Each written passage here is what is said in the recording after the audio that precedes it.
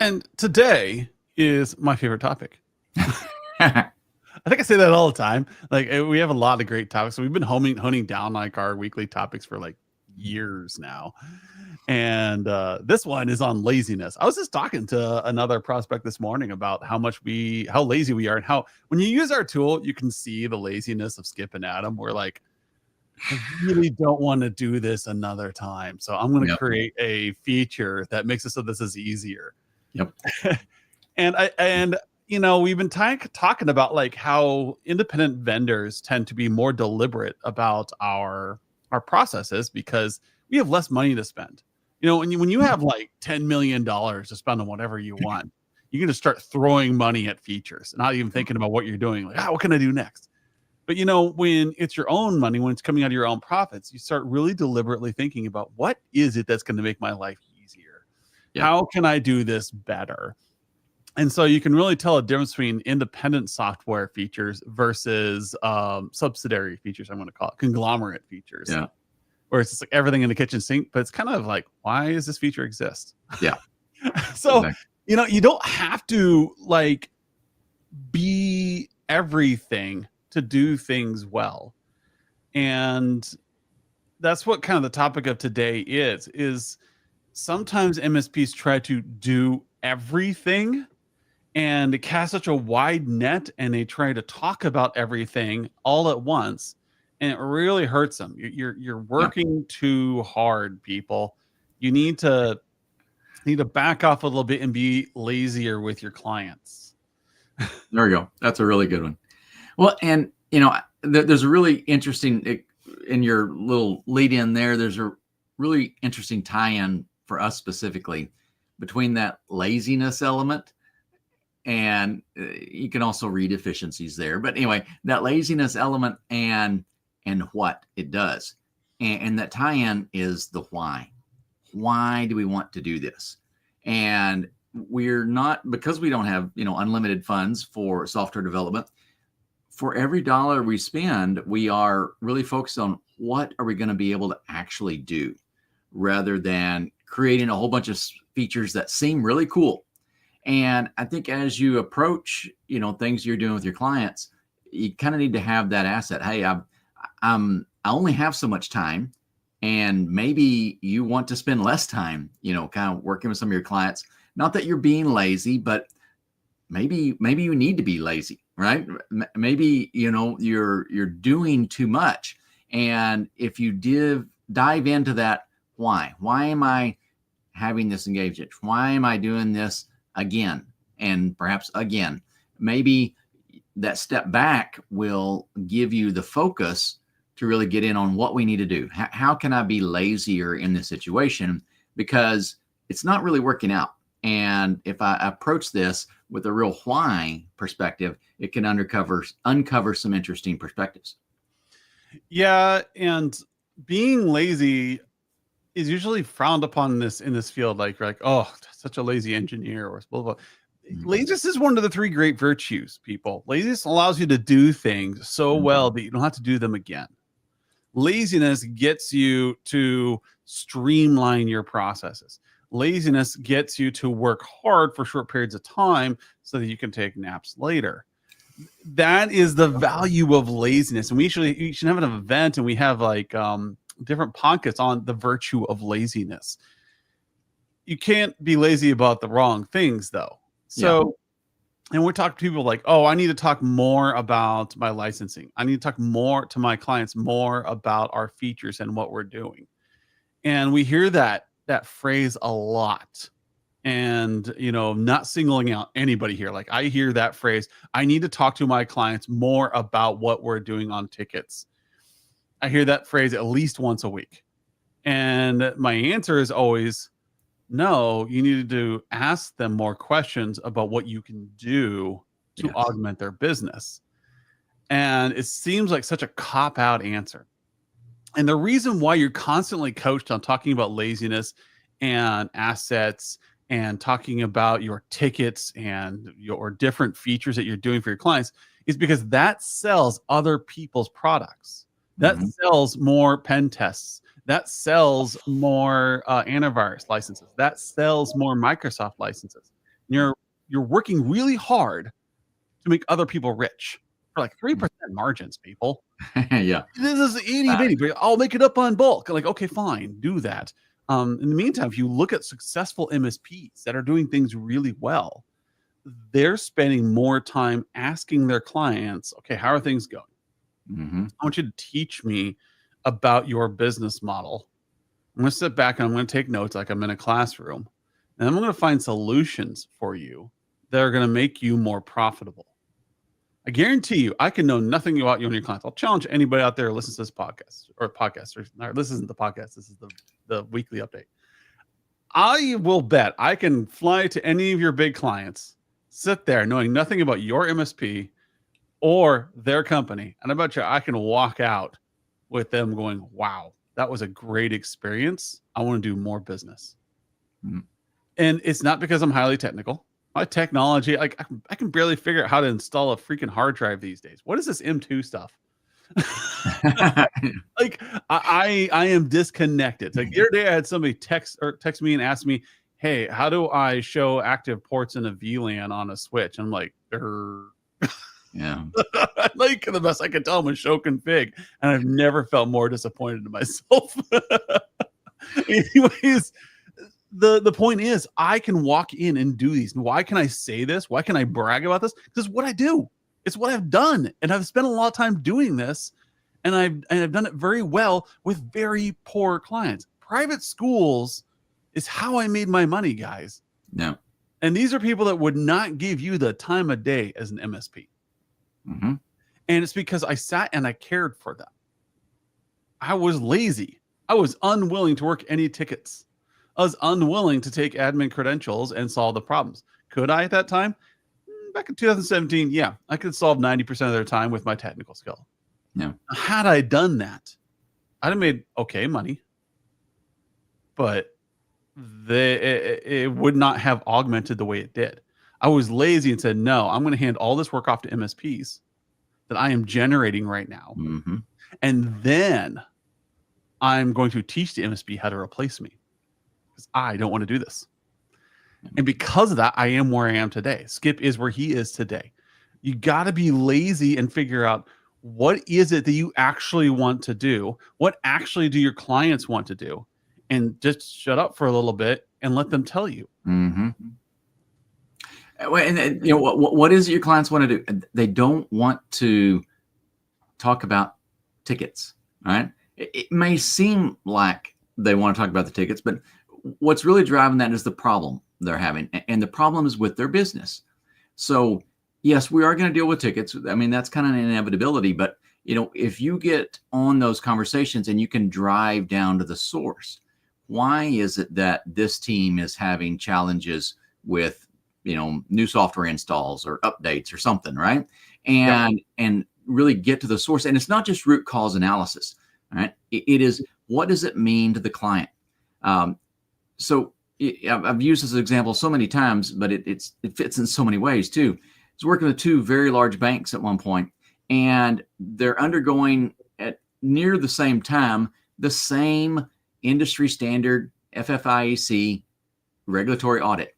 And there were sections in there where I thought I was going to get really good and leverage what I found on one with another bank. And, you know, I thought, oh, this is going to be gravy. I can just optimize this whole, you know, sort of flow. But I quickly got checked on a couple of things because the way one bank responded to a set of regulatory controls was exactly opposite of what the other bank did.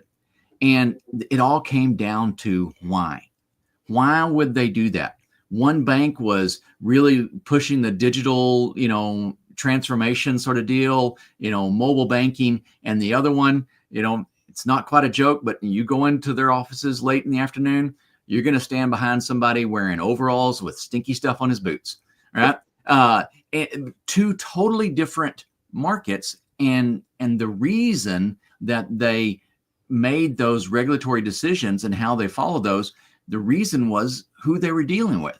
Yep. And so you can't just approach it from, oh, we've got to do this, or the regulatory, you know, stuff says this. You've got to figure out why. Why would we do it that way? And when you're constantly drilling down to that why, that's going to get the value that your clients are really looking for. Yeah. And that's how you make more money, right? I think if you look at, I think I posted a short on LinkedIn earlier today, and it was a snippet from our podcast this week. And it was talking about how people focus on the wrong thing when they're talking to their clients, and why you keep focusing on technology when a 5-minute conversation on business strategy will net you hundreds of thousands of dollars. And we fall into that trap of, I'm working really hard and I want my client to know it. I'm working really hard. I need to get this quote in front of my client. Okay, so that's a trick I'm going to tell you right now. You do not need to give your client quotes in order to sell them. Right. You need to work on a proposal for them for success for the next year. If you don't have that component in place first, which takes you not very long to make.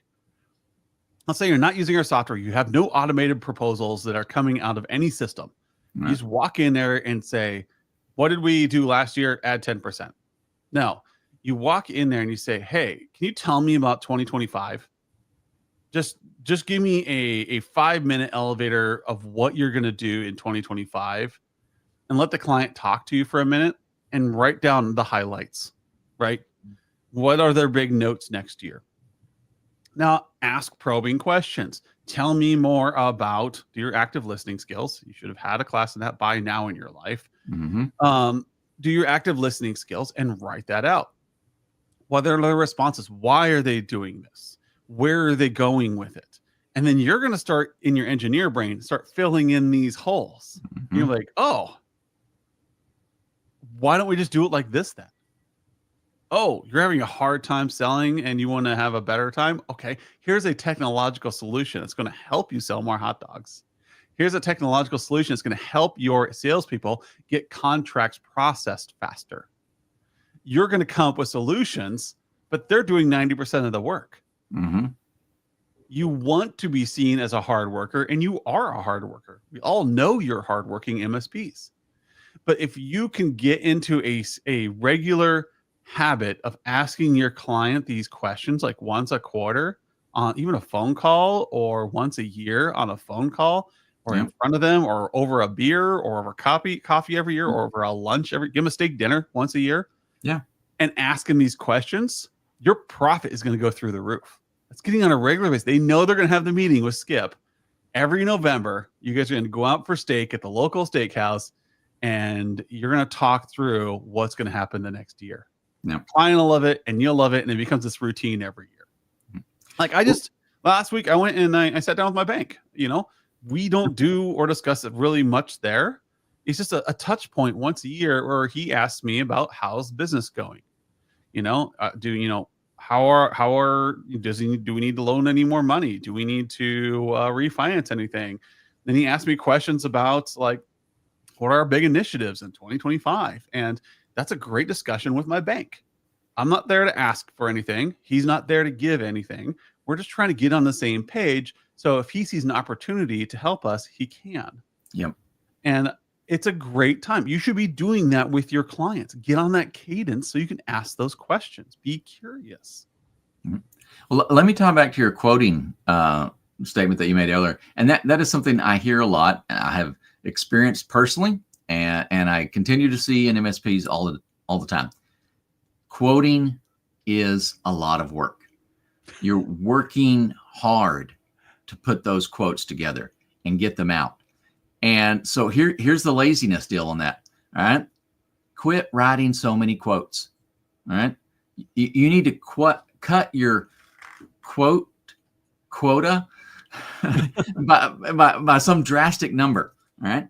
Because what happens is there in that quoting process, there's this constant, should we do this one? Which model did we go with here? I don't know, that price is a bit much. All right.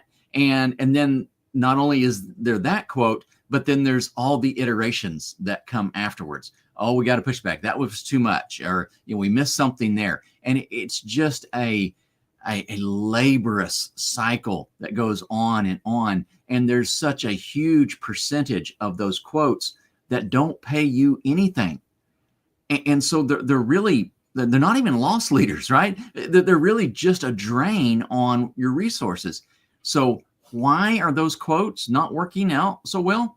Well, we didn't set expectations to start with, right? So if you go back and you change the dynamic on those so that you're talking to your clients about what they need and then providing the resources, the fit for that, you've eliminated so much of the heavy lifting that goes into there that now your quote close percentage, goes through the roof. Yep. And you're doing fewer of them. So you really need to think about that. That's probably a really practical way, if you want to take one thing to be lazy with, is quit writing so many quotes, right? And fix that process. Yeah, and I think that's a great example of Skip's laziness, right? Is that Skip really hates writing quotes that go nowhere. Oh yeah. And we've had a number of rants on this. Like, are the are the quotes serving a purpose? And a lot of you, you're trying to scope out a budget with a quote, and that's not what quotes are for. No. Quotes are for doing a direct scope right before the project is due. Proposals are, lick it, split it, throw it against the wall and see if it sticks. Yes. I just want to see if this is going to stick with the client. So you're going to create a general scope of work for an entire year and let the client create a budget around that. And these take minutes to do. Or if you've really put some thought into it, it might take you an hour to really build it out. But during the process of building a budget, you should be asking the client questions. You're going to have your standard budget where you're going to put in your PCs that need to be replaced, your servers and your hardware and assets. You're going to have your standard licensing renewals. That's non-negotiable. You don't even talk about that. What you talk about is, what are the big things that are going to happen next year that you need to start planning around? Or what's big initiatives you can have? Would you like to have a mobile workforce? Mm-hmm. Maybe they hint at that by saying, we're thinking about closing down our physical location and having people work from home.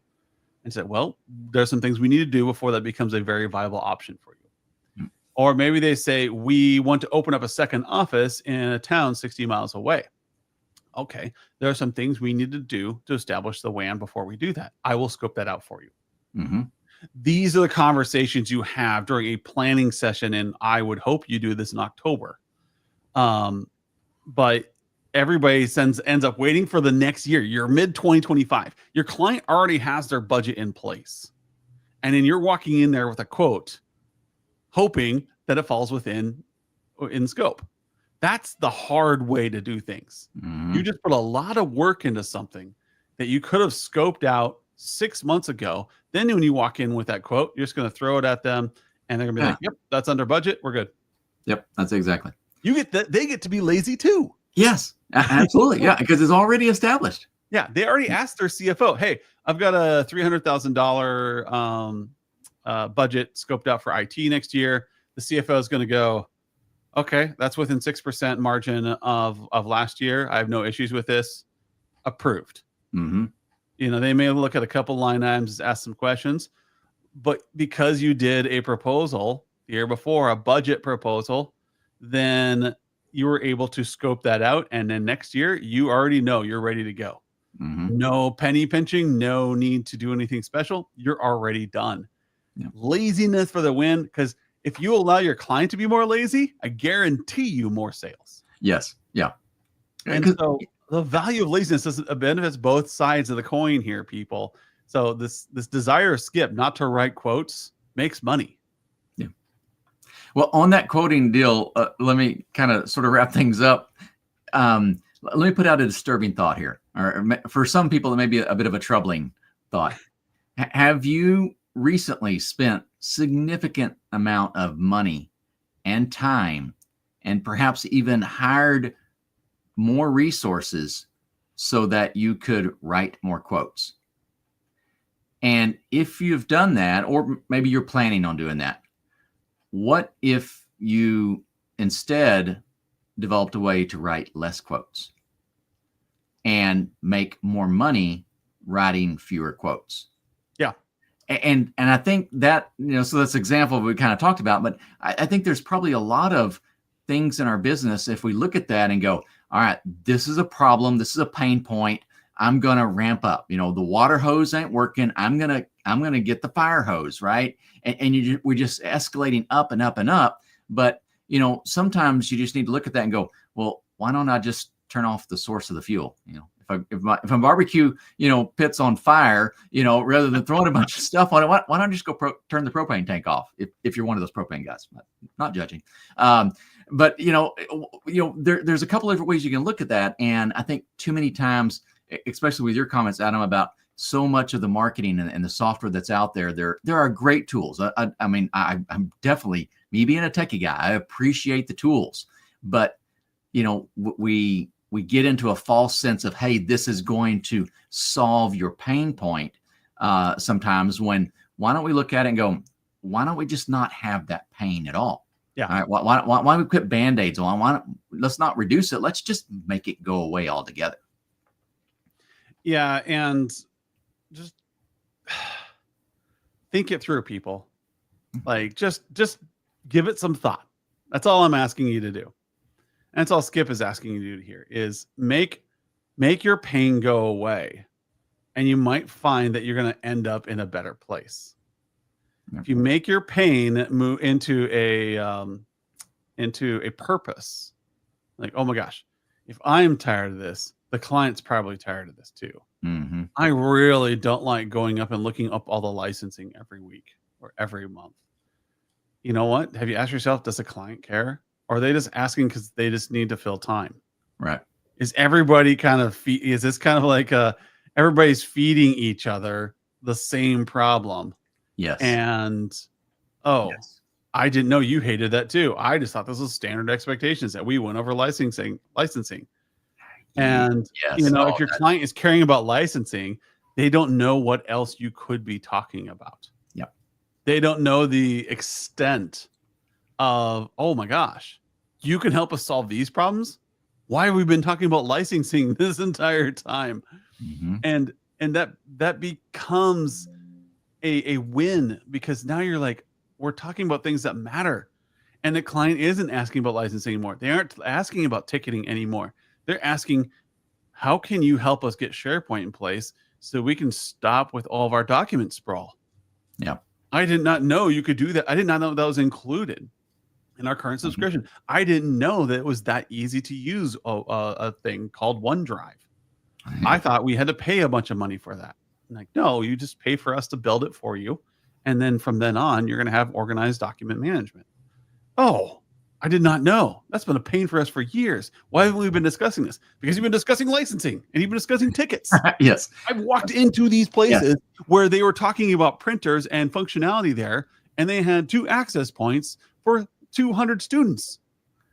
Why didn't anybody ever talk about the access points? Because they didn't know there was a problem. They just assumed this is how wireless worked. Yes. You never brought it up. And so I want you guys to be more lazy. Stop putting so much work into your QBRs. As I said in the beginning, Skip or I could walk into a QBR, no prep time. Give me a piece of paper and a pencil. Actually, I want a whiteboard marker. But let me sit down and I will outperform any of your QBRs that list out objective, like here's the licenses, here's your PC count, here's everything. I will outperform all of those with a whiteboard marker, or Skip with a number 2 pencil. Yeah. Guarantee you. Yep. It's just the way it is, because you haven't been talking about the things that matter to your client. You've been talking about the things they think that you can offer. Yeah. And so you're in a lose situation. And that's where you talk through things like make service a priority. Stop making hardware and licensing your priority. Talk about your services and what you can do to make your client successful. Yep. It's an easy win, high margin. The channel does not want you to talk about your services because it does not make the channel money. Yep. Be lazier. I want to make money. Yep. I made 100% of my money when I was back doing CIO consulting off of services. Yep. I just talked about what I was going to do for them. And so, let me get a quick product status, platform status blurb in here. So Autotask, please reach out. The enhancements to that are in beta. We're testing them, creating an asset list right now for Drax Industries, so we can bring that over and test it out and do a bunch of cool stuff with it. Asset list in general, we're working heavily on that. If you're using the CSV imports, reach out to me about that as well. If you got any questions on that. So we're knee deep in it, and now's a good time to really look in here. We already got the hood open, and already got the thing opened up. So let's take a deep dive here and see what we need to work on. Yeah, I need everybody to know that, like, I know a lot of you Autotask users have not had the same level of integrations as the ConnectWise users for a long time. It's like even Halo got treatment before the ConnectWise people did. That's right. And now you get to have your day. This is Autotask. We're doing some great things, but we need testers. We need data. We want to see where we're not doing right. It's in beta right now. It's ready to go. It's a separate environment, so we have to send you the URL for that. But it'll have a copy of all of our live data. Yeah. So reach out, give us feedback. Happy to get information from you, because if you give us feedback, it'll work the way you want it to, rather than you waiting for us to publish it to prod and you just being stuck with what the code is. So give us feedback, Autotask users. Or if you know somebody who's an Autotask user, have them reach out. Oh, yeah. Let them get into beta. They can have some say in how things are running, and that will help a lot of people out. Yeah. We can spin some stuff up, and we like playing around with some of this stuff. Cool ideas. I'm easily distracted with something shiny and new. So, if you want to, jangle something in front of me, you'll get my attention pretty easy. And then the last item for this, we're at that time of year for Christmas ideas. If you have great Christmas gift ideas, put them in the comments below. I'm going to put a couple in the comments below here after this session. I got one. Of what's best one for the kids, right? What's the best one for adults? Like tech ideas, right? So put those in the comments below. I want to see what you think. I want to get this in front of everybody. We've had a lot of people attending this particular session today, and it's probably because it's all about laziness, and we all want to be lazier in our jobs. But also, I like to sneak in a little bit about the Christmas gifts this time of year. For all of those of you who are going to be Christmas shopping the next 2 weekends, let's get this done. Let's get you some cool ideas. For me, on that, so you'll have to go. I'll hold it. You'll have to go and check out the comments. But I've got a really good one for coworkers or bosses. Really good one, and I almost guarantee you they don't have it now, and have probably never seen it. So there we go. I'm looking forward to it. All right, everyone. We'll see you all next week. We're going to have a few last minute tricks. We're going to talk about closing out your year, because we're going to be a little bit over the end of December here. So that'll be the 19th next week. So that means that you have 12 days left of your 2024 year. So we're going to have about a few last minute tricks there. And then we'll end the year with our little glass ball episode where we talk about what does 2025 look like and what can you prepare for. Thank you, everyone, for coming, and we'll see you all then. Thanks.